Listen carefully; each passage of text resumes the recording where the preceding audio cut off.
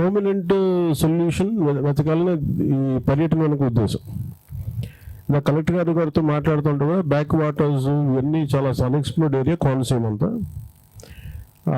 దీన్ని ఉపాధి పరంగా అందరికీ ఏమేం చేయగలం, మేజర్ ఉపాధి కొబ్బరి తోటలు. ఈ కొబ్బరి తోటలు మీ జీవనోపాధికి దెబ్బ కలుగుతున్నప్పుడు ఆల్టర్నేట్ ఏంటని ముందు మాట్లాడుతూ ఉంటే, సో దీనికి ఒక సమగ్రమైన ఒక ప్రణాళిక అయితే కావాలి దీనికి. దాంట్లో బాగా నేనేమడుతుంటే అసలు సమస్యని మూలాల నుంచి అర్థం చేసుకుంటే తప్ప దీనికి పర్మనెంట్ పరిష్కారం వెతకలేం, శాశ్వత పరిష్కారం.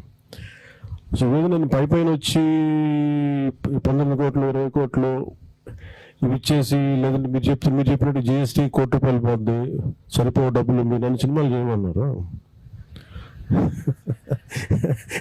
మరి ఇదే ఆయన గత ముఖ్యమంత్రి అడగలేకపోయారు. ఆయనకి ఇంకా వాళ్ళ దగ్గర ఎక్కువగా ఉంటాయి, నా దగ్గర ఉంటాయి అంటే అలా కదా. అంటే ఇవన్నీ ఏంటంటే సరదాగా జేబులోంచి ఇచ్చేవి కాదు, కానీ దీనికి ఒక శాశ్వత పరిష్కారం వెతకాలి.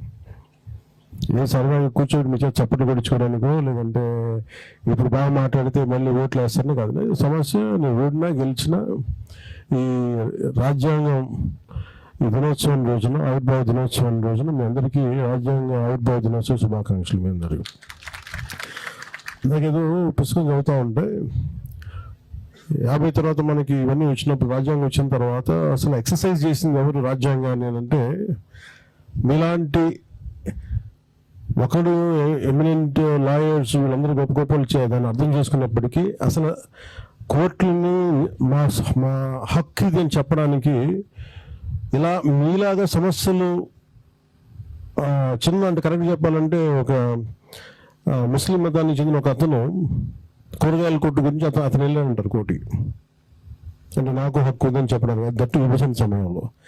అంటే రాజ్యాంగం మీకు అంత భరోసా కల్పిస్తుంది. సో అలాగే ఇది you're entitled to have right to live. మీకు ఉపాధి అవకాశాలు బలంగా ఉండాలి, అది మీ హక్కు అది. సో దానికి ఏమేమి అడ్డంకులు ఉన్నాయి, ఒకసారి మన స్వయం తప్పిదాలు ఏమైనా ఉన్నాయా, మనం ఏమైనా కొంత చేసామా గ్రూప్గా, ఇవన్నీ కొంచెం కూర్చొని చూసుకోవాలి. సో ఈ సభ ప్రత్యేకించి ఈ రాజ్యాంగ ఆవిర్భావ దినోత్సవం సందర్భంగా, కాన్స్టిట్యూషన్ డే సందర్భంగా మీతో కలవడం నాకు చాలా ఆనందంగా ఉంది.